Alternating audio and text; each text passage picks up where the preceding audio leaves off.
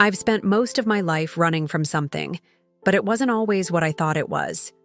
When I was younger, like many of you, I was terrified of failing at the things that I did. But over time, I realized there's something that I fear even more than failure. And it took me many years to realize this. Failure is uncomfortable. It's painful. It can be humiliating and embarrassing at times. We all fear being judged for our perceived lack of competence, or worse, feeling like we're a fraud. There are people out there who have been conditioned their entire lives to not fail. They've been praised for being the best, told they can achieve anything, and they've lived up to those expectations. For them, failing at something isn't just disappointing, it feels downright impossible. There's nothing wrong with being afraid of failing. In fact, that fear is what drives some of us to excel. However, as I grew older, I started to notice something in myself. I found that I would often procrastinate when I had to do something important, but the reason why wasn't because I was afraid of failure. It was because I was afraid of something else entirely. I was afraid of succeeding. As weird as that sounds, let me explain. When I was younger, I wanted to be an architect, so I went to college for architecture. After my first year, I decided I didn't want to be an architect anymore, so I switched majors. By the end of my sophomore year, I switched majors again, and by the end of my junior year, I still hadn't decided what I wanted to do with the rest of my life. I felt lost, and I panicked. This was around the same time that my parents got divorced, so I went back home to live with my mom for a while. At this point, my major didn't matter because I knew I wouldn't graduate until 2 years later.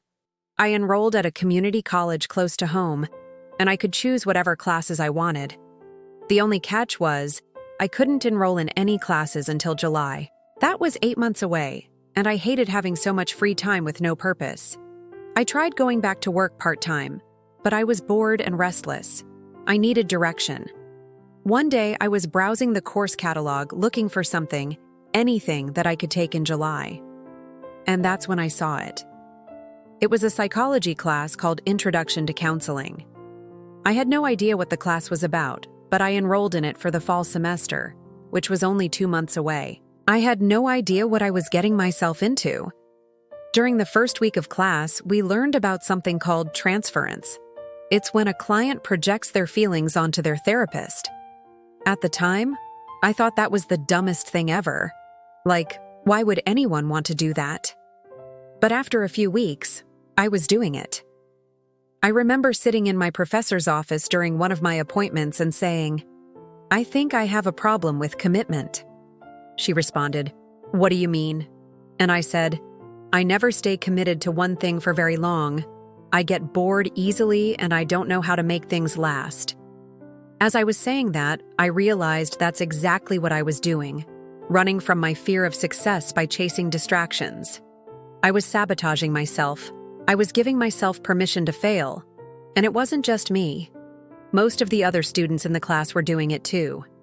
Everyone wants to talk about their problems, but they're not willing to solve them. I'm guilty of this as well. Do you know how I became a writer? Because I gave myself permission to fail. I chose a path where the only thing standing between me and success was writing every single day. Failure wasn't something I had to avoid. It was the only way to succeed.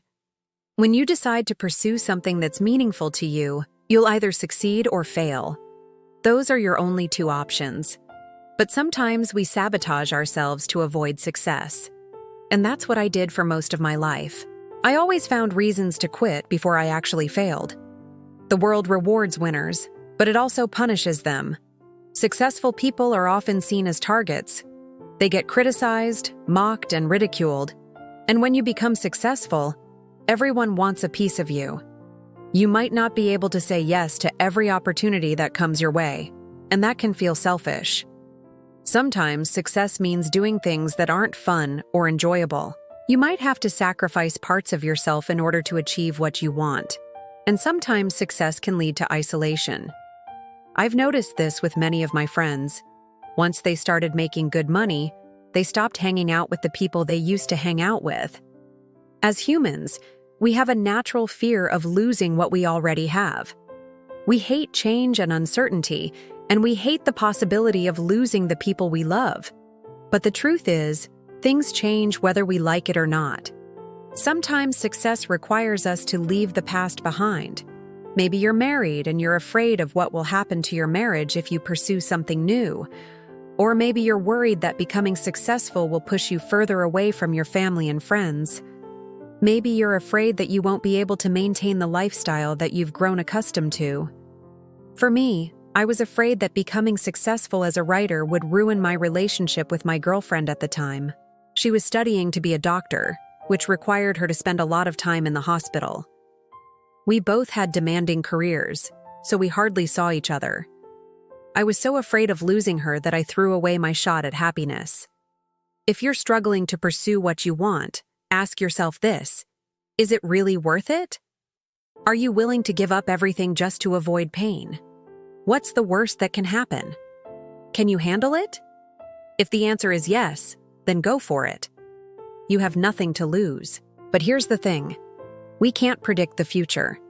No matter how hard we try, no matter how smart we think we are, life will always surprise us. And sometimes those surprises aren't good. A loved one might die. A country might go to war. Your house might burn down. We don't control everything that happens to us. So why do we continue to pretend that we do? Why do we continue to think that we can predict the future? Life isn't a game of 20 questions. Just because we ask the right questions doesn't mean we'll always get the right answers. We can ask ourselves, will I be happy?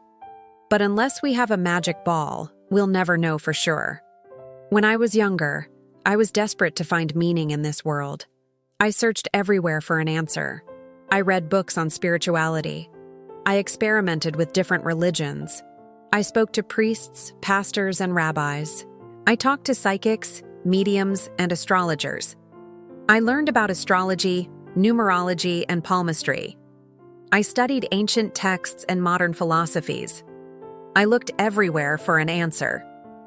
It wasn't until I learned how to meditate that I finally found what I was looking for. When you meditate, you learn to observe your thoughts without judgment. You learn that thoughts come and go like waves crashing on the shore. Thoughts are never facts. They're not reality. They're just thoughts. You see, there's a difference between seeking wisdom and avoiding failure. One is a conscious choice. The other is a desperate attempt to escape the present moment. Wisdom is about learning from the past and accepting the future. Fear is about protecting the present. Whatever path you choose to take in life, know that you have the power to succeed. Don't waste that power. Don't be afraid to fail. Be brave enough to embrace the unknown and trust that you'll be okay. If you trust yourself, you'll be successful. Thank you for watching and see you in the next video.